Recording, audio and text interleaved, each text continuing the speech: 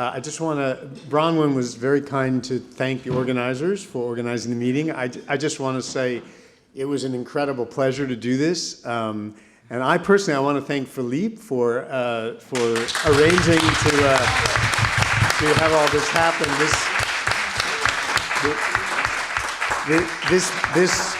This whole event was Lee's idea. He was the one who first said,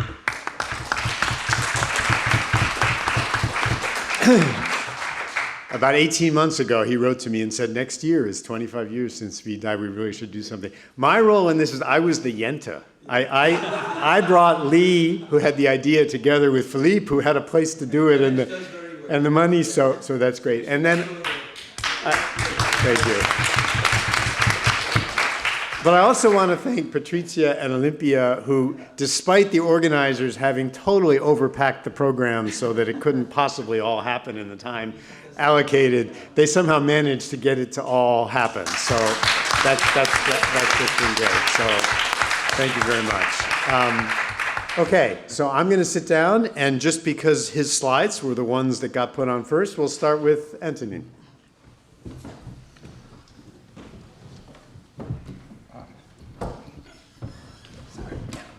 Okay, hello again, everyone. So I wanted to talk a little bit about new things we could do, mostly with pattern data, but I think what I'm going to show can be applied more broadly to any kind of data we use in social sciences. I think the broader idea is that it's very important for us, for many of us in the room, and we've seen that over the past four days, that we want to know how to measure innovation in a very precise way. It's not very easy to do. We could use R&D data from surveys. We could use, limited information from financial reports, but it's not going to be very accurate. Usually you have only limited information, and you don't see much about how the innovation is done. And that's the reason why people have been using pattern data, and Zvi Griliches in particular, and I wanted to obviously mention this pattern statistics as an economic indicator. And said, so there is this, I'm not quite sure why. It's actually pretty amazing that has not yet come up. It's a bit unrelated to patterns. I should mention that. So what matters for us is the quote that is behind, which is essentially, at this time advertising, how much we could rely on pattern data to get more information about innovation activity. Well, you all know what patterns are, so I'm not going to explain in detail, but there's basically rich and structured, long and precise text in patterns. There's also a lot of metadata that people like Adam, Bronwyn, and many others, and Manuel have been using a few years ago, but you can also take unstructured data from the patterns, and because patterns are available for free, you really want to try to do natural language processing on pattern data to see what you can do. At the time where Griliches wrote his paper, he mentioned that with the new advance in computer, you could know with reasonable cost, look at some information in the patterns. I don't think at this time you could look into the text, but at least you could retrieve some kind of patterns. And that's, if we try to see what we can do today, today we can pretty much do whatever we want with the text of the patterns at a reasonable cost. Well, not exactly. So if you want to use the state-of-the-art embedding GPT-4 method and the corpus of patterns, you want to convert all the text, like 30 pages of patterns, into one vector. I'm not sure why you would do that, but that's the most you could do. That's going to cost about $5 per pattern. So let's say you divide it by 10 in the next few years. It's still 50 cents per pattern. There's 10 million USPTO patents, so it's not something you can do, I guess. But it's unlikely that you really need as much detail. You can already do a lot of things with stuff that you can get for almost nothing. There's first the 64-dimension embedding vectors that Google Patent has done in 2019, so it might be a bit outdated now, but basically what they did is that they trained a deep learning model to predict the technological class in which any patent is based on its text and other information, and you can retrieve it for free in Google Patents. So that's already very useful to do some kind of metric without having to train again any algorithm. But we can also restrict to abstract, and that's much much less costly to to use, or also to keywords using methods such as TF, IDF that we've seen, I think, yesterday. Based on that, you have many examples of recent paper, and we've seen one from Josh yesterday, that has been using this kind of tools, very, taking some information from the text to measure new information from patent data. Kelly et al. In the Area Insight 2021, they have this new measure of novelty, where basically what they do is that they compare, I think they take keywords away from the abstract of patents, and what they do is that they compare the set of keywords they can get with the keywords that you could get in previous patents. And what they say is that if you're very far away from what was done before in your technology, you're probably something very new, and you're probably something very radical and very important if you're closer to what's going next. So if you, in a sense, if the patent is very clutch in changing the description of the technology, that's what they call radical. Web 2020, I've used keywords to identify AI. I've done some work to try to measure the distance between patent and technological standards. There's also a great paper measuring the distance between products and patents, and I mean, we've seen many of those. There's a recent QJ paper that also matched patent to occupation to look at labor displacement. I just wanted to very briefly mention two applications that I've been working on in the past years that relates to two issues that are mentioned by Griliches. The first one is the availability of patents before the 1960s in the US, and the second one is what he calls the classification problem. So I'm not going to explain in detail the Patent City project because that will be too long and probably not super interesting, but let me just show you something that we can very easily do now. That's a recent US patent that I picked pretty much randomly. You see that a lot of information you can take. There is not much effort to extract those information. They are already, by the way, available in PatentView or any other website. This is an older US patent, and there is not much information that is structured, but in the text you can see that there are actually pretty much information you may care about, like the address, or at least the city where the inventor is. You have the title of the patent, the technology, and some bibliographical information that are already available in the USPTO website. So because it's unstructured, it's not super easy to access this information. If you look at other countries like the UK, it's even worse. You can see the address is written in a very unstructured way, and pretty much every patent has its own way of describing the address of the inventor. So what you could do is to use what we call name entity recognition, and it's pretty much a very simple tool where you would spend a bit of time tagging patents. So you take basically you just label different entities in the text, and you say, okay, this is an address, this is the name of a firm, this is an inventor. You do it for, 1,000 different texts, and then you let the algorithm do the rest for the million remaining patents. And the idea is then to, reorganize a little bit what is unstructured in the patent. You could, find organization, location, citizenship, and just put it in a database that you could then download and use the data as we are very used to do. The second thing, I should mention there's many similar projects that are doing it. In the US in particular, Enrico Bergeaud has done a lot of work. It would be good also to extend this a little more to additional countries. The second thing I wanted to mention is the classification problem. So this is a quote from Griliches 1990. Basically, it emphasizes the fact that technological classes that we use are great, but mostly for engineers that are looking for prior art. They are not so good at capturing the idea that economists have in mind when they talk about technologies, because they're mostly about functional application. Right? We talk mostly about functional application. This is mostly about techniques, right? So he described this example where a subclass dealing with the dispensing of liquid contained both patent of water pistol and holy water dispenser. So I'm not sure there are many patents on holy water dispenser, but you see the problem, right? And recently in 2018, there's a new methodology that's been introduced by two researchers from Google, which is the automated patent landscaping. And the idea is essentially that if you're able to carefully delineate what they call a seed of very representative patent in the technology, then they developed a methodology to retrieve all the patents that are probably related to this technology.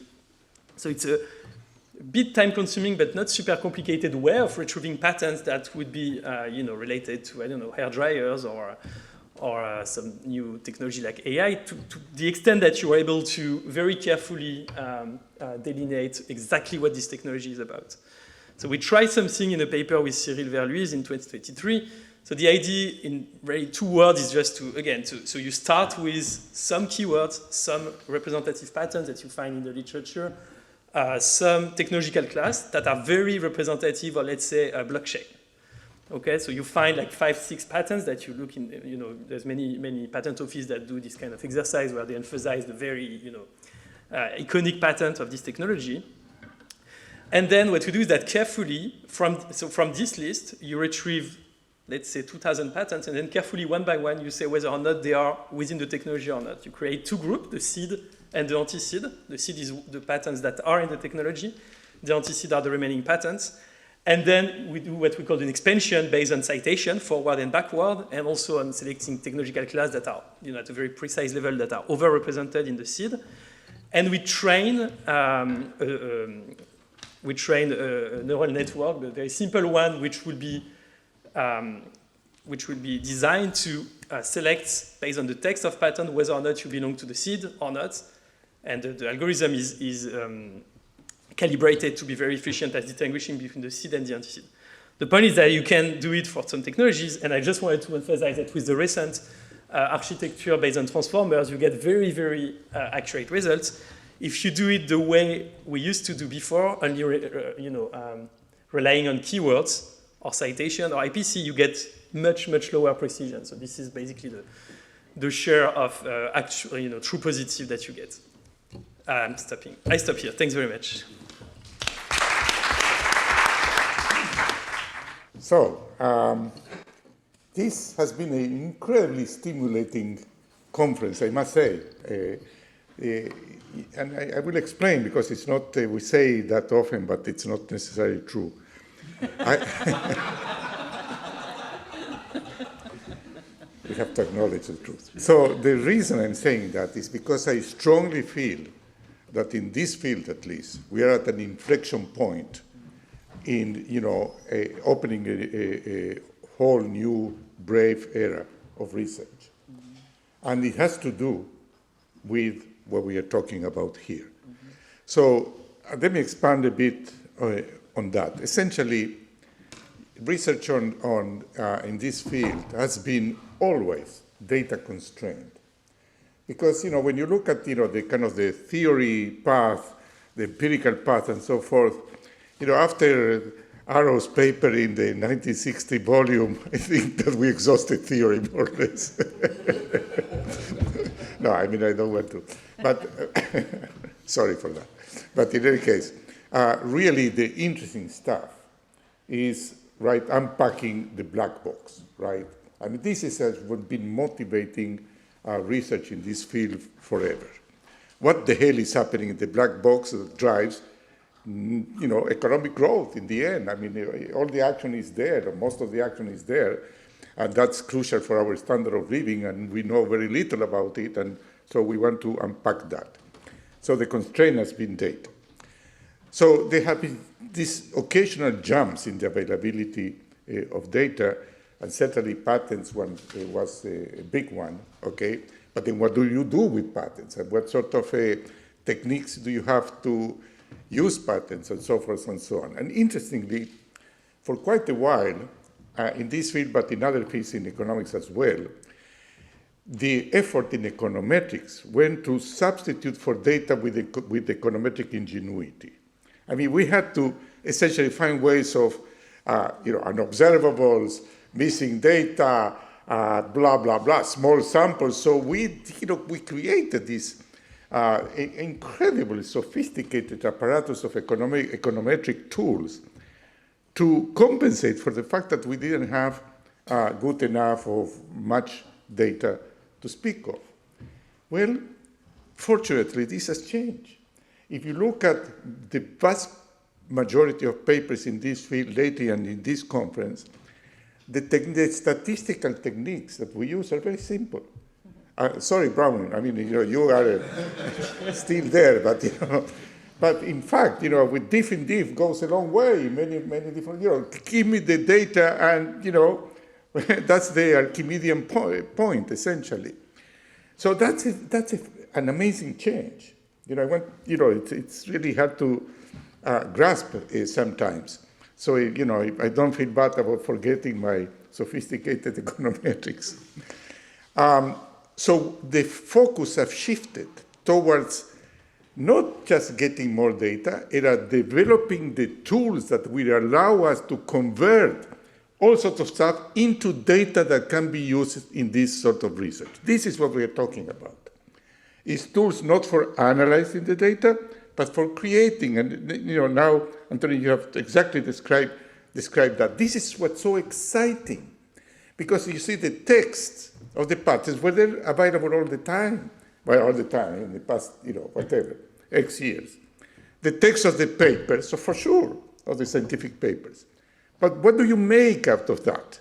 Okay, that's the revolution. It's like, I was thinking, it's like developing cheap sequencing for DNA. That's exactly the same. It's not that it was there, but you need to make data out of that, and this is what we are doing. This is sequencing these patents and these amazing text data.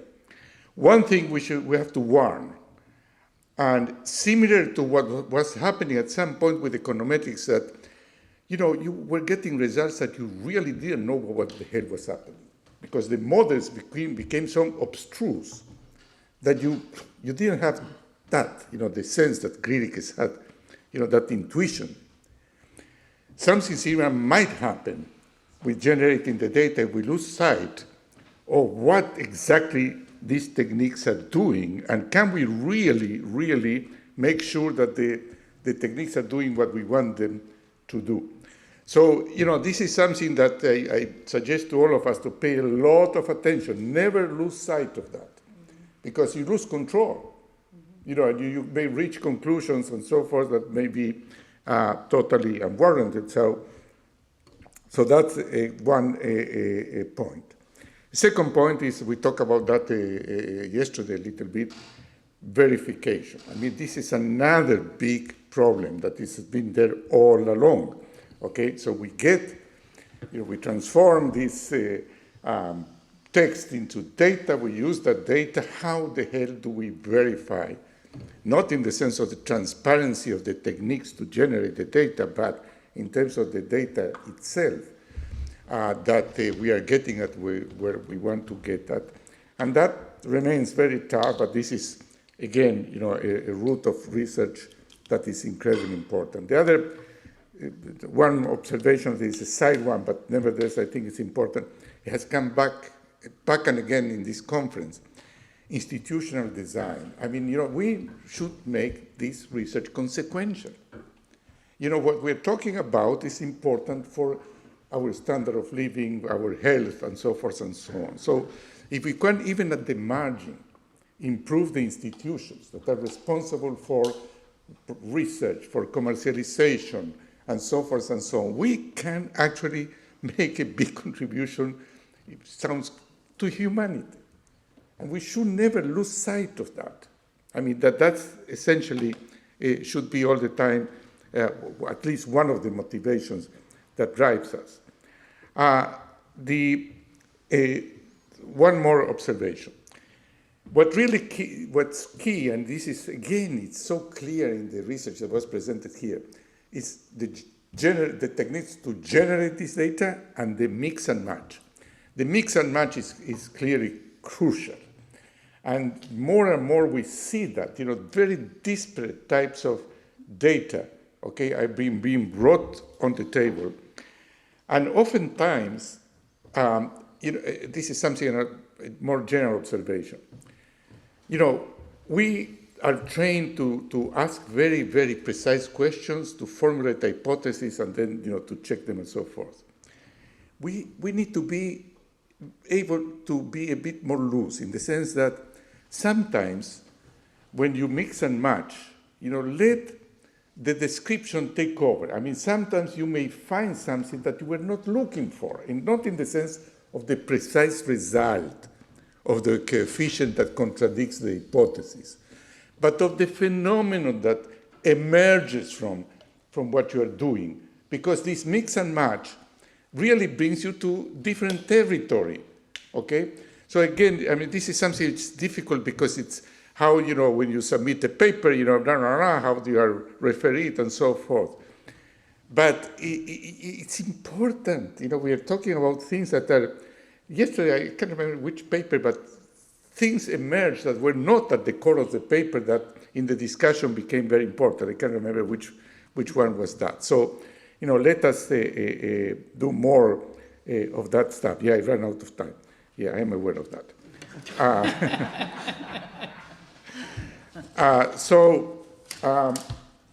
One thing about patents and papers, I think you said that why they are so attractive for patents, because they are free, because there's one more thing that is incredibly important for patents and papers, and that is that the person that takes a patent, the person that publishes, has an incentive to disclose, because you see the value of what you do depends on that disclosure, okay?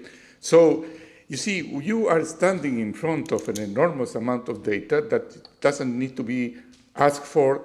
You don't need permission to use it, and so forth, because of the built-in incentives to publish it. Now, great things are happening in that sense in other realms because of the internet, the Wikipedia type of phenomenon, the sharing, the crowdsourcing of data, and so forth and so on. So that's also a line that we should be pursuing, you see, to create more crowdsourcing of data, creating or operating on different set of incentives. People are eager.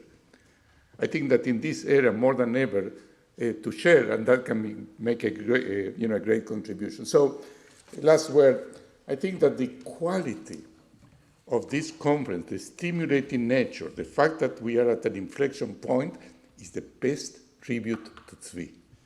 I mean, he would have been thrilled, to be here and to see that. Okay, he would have made comments that would have left many of us, what the hell am I doing? But that's okay. And so, I wish all of us, and particularly the young people here, that many years forward, we'll be able to again come back to the same spirit of Zvi and say time and again, okay, here we are proud descendants of this great man. Thank you.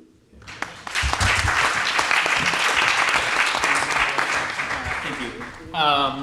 I'm just going to, with 10 minutes, it's just completely impossible to cover that much of this topic. So I'll give you a brief introduction and then some use cases that I think make the most sense. The constraints and the limits on that and what's changed is just impossible to talk about. Maybe we can cover it in the discussion.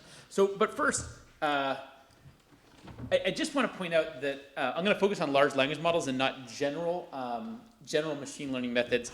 The reason why is, and I think we've already heard some other good use cases of general machine learning, but outside of large language models, effectively it's just non-parametric statistics with a bias variance trade-off tilted toward variance and away from bias compared to what we normally do. That's literally every machine learning model you'd use that's not an LLM, that's basically what it is. So when is it a good use case? Well, if I would like to predict better rather than fit better, so I want to play off bias variance trade-off, and I would have a lot of non-parametric aspects of the data, so for instance it's high dimensional, then machine learning methods are generally going to be useful for your paper. Now large language models are different. They're different because the critical aspect of these LLMs is that most of the data that's involved in the prediction task or the fitting task are not coming from your own data, right? So most of it is just coming from the relationship between words in language. So literally all an LLM does is what some people derisively call a stochastic parrot. So, parrots repeat back to you what you say. Stochastic because it's partially random. I mean this positively. So all they're going to do is I'm going to give it some text or some pixels or some any other thing I can create in a sequence. And then I'm going to try to predict the next thing in that sequence based on what happened before. So if I say the sun at Yosemite shines brightly across the, shines brightly across just those words, if I looked at like everything written in English, something like room or something like hallway is probably the next word.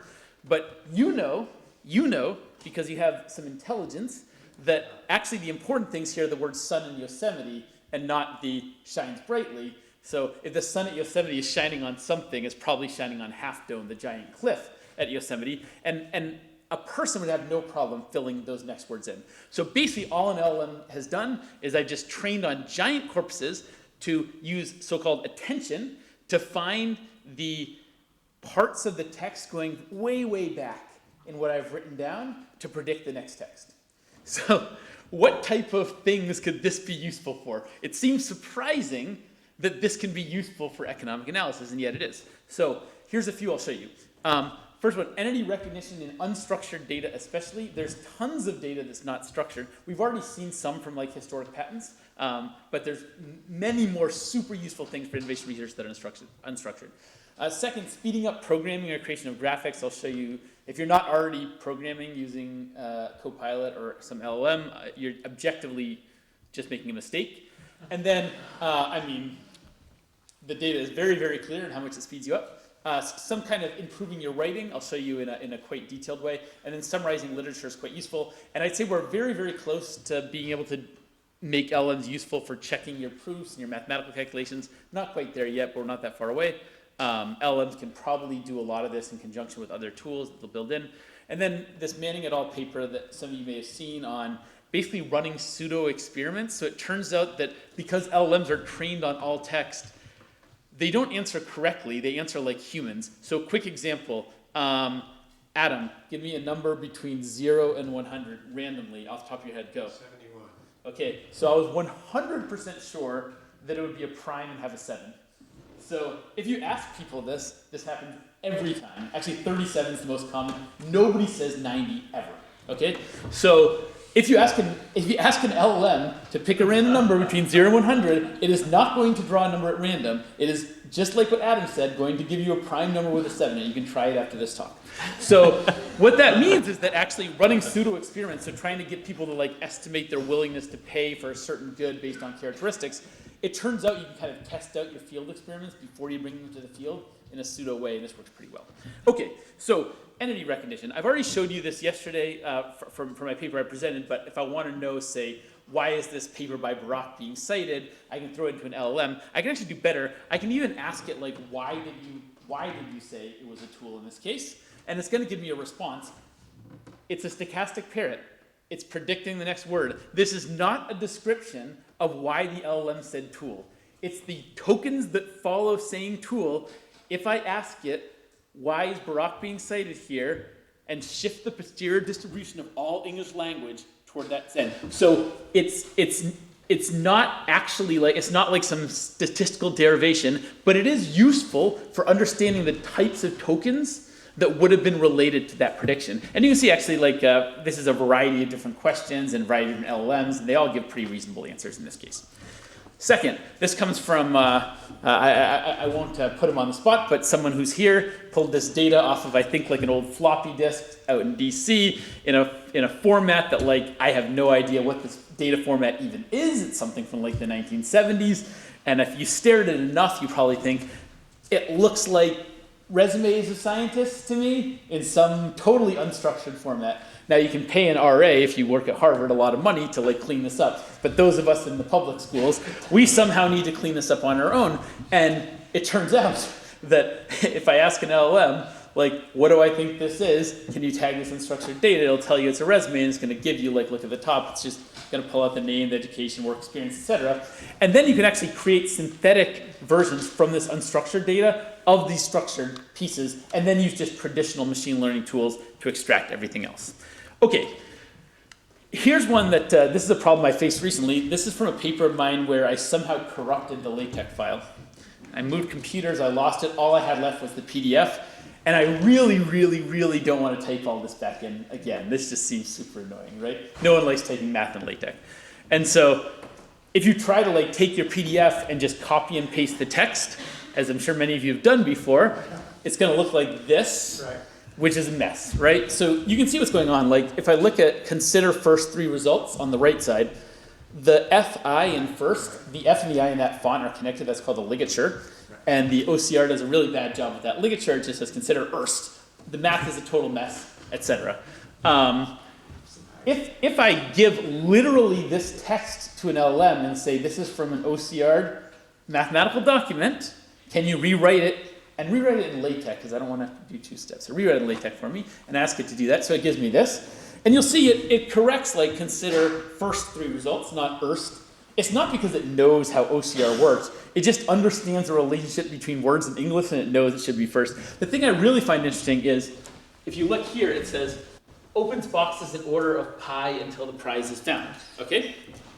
So, and it says, if pi are independent. Now, you know, pi r, something's wrong there, right? Like, pi is not a plural, so you're probably thinking that must be p sub I, and don't worry, the LLM's able to figure that out too without me telling it.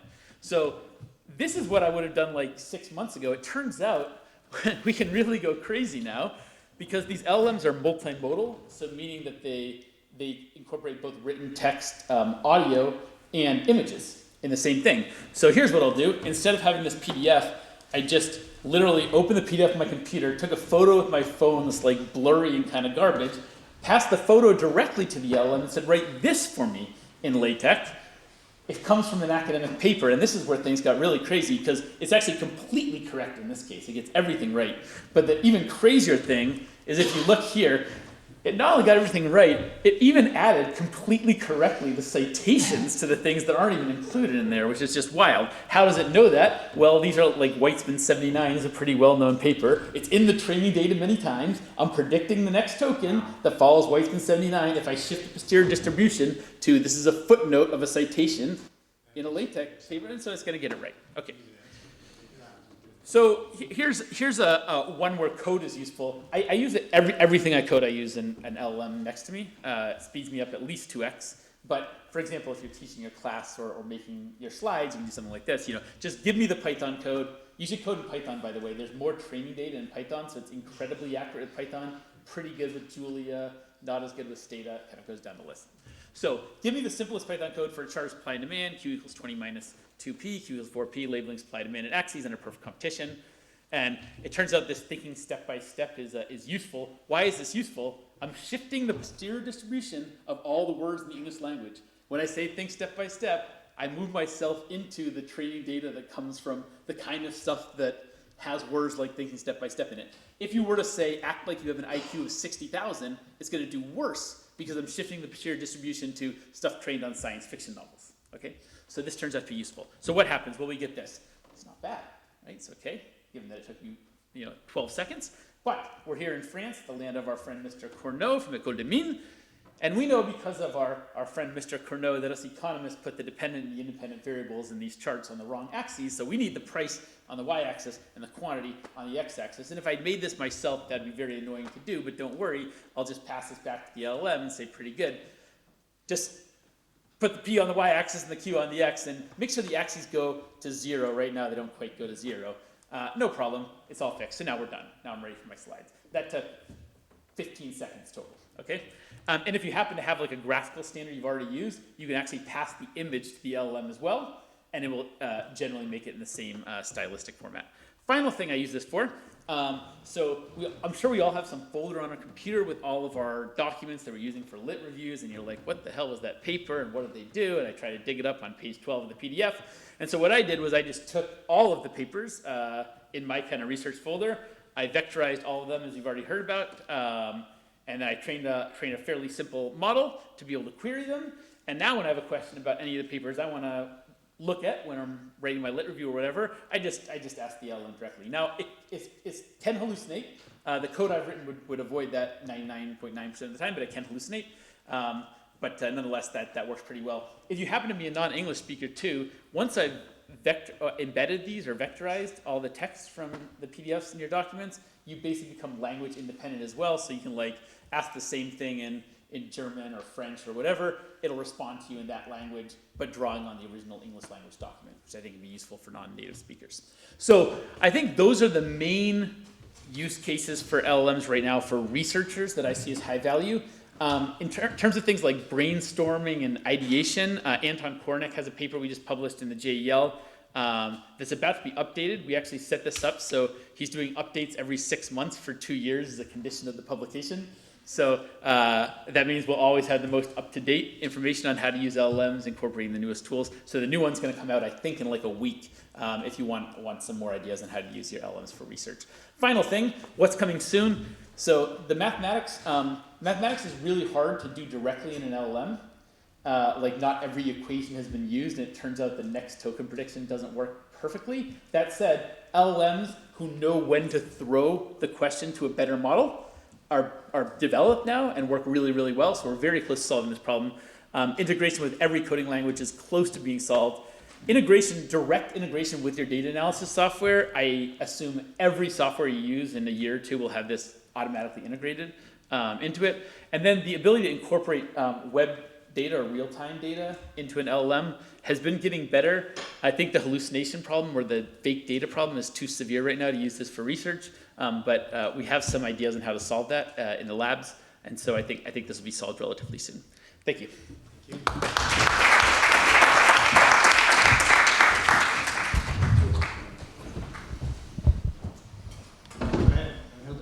Yeah, I don't know what I can still add after all these already interventions here, so I'll try to be short here. I would like to disentangle, on the one hand, the big data effect from the AI here, because AI is a tool in order with which you can work better with the big data, and big data is an important input for having all the advantages of AI here. For me, big data, it's not just the size of it, it's really the ability to cover much more heterogeneity in terms of a larger number of dimensions that really matter for understanding better the data. So it's not just big, it's really also the richness in the data that matters here. And I think our field of the economics of science and innovation has the advantage that we did, and already since a longer time, that we did have big data here in terms of patents, publications, but also data in terms of company information here, which allowed us also to identify that heterogeneity in a much more elaborate fashion here. Although, as most of you know, once you start working with the data, there are lots of constraints here. So you have big data, but the thing is, can we really mix all the relevant dimensions that we want to have in our data? That very often requires linking big data sets here, and that's very often a big issue here, where very often we have an attrition problem in the sense that we lose a lot of information simply because we cannot link the data in the way that we actually want here. So this is why I think my first call is trying to understand better, even if you have big data, trying to understand better your data here, and that's what you also already identified. So really going into the descriptives, making sure that you understand the internal validity of the data set that you're using, and at the same time also the external validity here in terms of identifying this attrition here. And then another challenge I think that we even have with big data in our field is, so we do have more dimensions of heterogeneity that we can use to control for, but very often these controls are done in a very mechanical way. And increasingly even more so with large data sets, that you say, okay, we have so large data sets, let's put in a lot of controls for fixed effects for this and that, without actually having a real story of why we are controlling for this and why it's important to control for this here. I think that's really very important, because it's not just only controlling for, sometimes you really want to understand why they are driving here, and maybe also the role that they play in moderating some of the things that you're looking at here. So big data should not lead us to just being very easy to put in a lot of variables here. It's how you put them in the model here. Then also something else that I think is sometimes a bit challenging is this measurement error here. So the way in which sometimes we use this, or we address this measurement error is, okay, we remove all the outliers here. The winds rising, for instance, is a very popular technology here. But also there I would like to be a bit more careful here, because throwing out outliers because we think it doesn't fit into our measurement process here may also be throwing out, of course, if they're real measurement errors, fine, but some of these outliers are really very interesting stories here. So we shouldn't always try to look for good predictions of the average effects here, but these outliers are really very important in terms of, and that brings me to my last point that also Manuel already brought, is this validation of what we were actually finding here. So, and in that respect, zooming in on cases at various strata of the data here to try to understand better is it really what we are measuring? Is it really what we want to measure or not here? Now, in general, my experience with all of these issues that I've identified with the big data here is I have find it personally very difficult to convince some of the young PhD scholars in our team to really look at these issues here. For them, there is really a very easy, low road. Is you look for a data set, on that you apply then the latest technologies in terms of econometrics here. You run a number of regressions, write it up very quickly, and then send it out as quickly as possible here. Also because the pressure is really on getting things published very quickly here. And each time I want to make the point, but we need more time, it's sometimes difficult to convince the younger scholars here. And that brings me to my second point, take at my interventions is how can AI actually help us to make better use of big data here in a way that we can actually, perfect, 5 minutes, help us to make better use of these big data sets that we do have available here and circumventing all of the problems that I mentioned here. So AI in itself is a tool that really needs big data in order to be effective here. But not only big data, so it's also very important that you have the other infrastructure in terms of the supercomputers here is also very important. You can find it in the cloud, but institutions that have access to these supercomputer power can also do way better with AI here. I'm particularly talking also about the language, the NLP techniques here. They really require quite a lot of computer power here, and that's not always that obvious that that's available in every institution here. So it's big data, but it's also still that infrastructure here.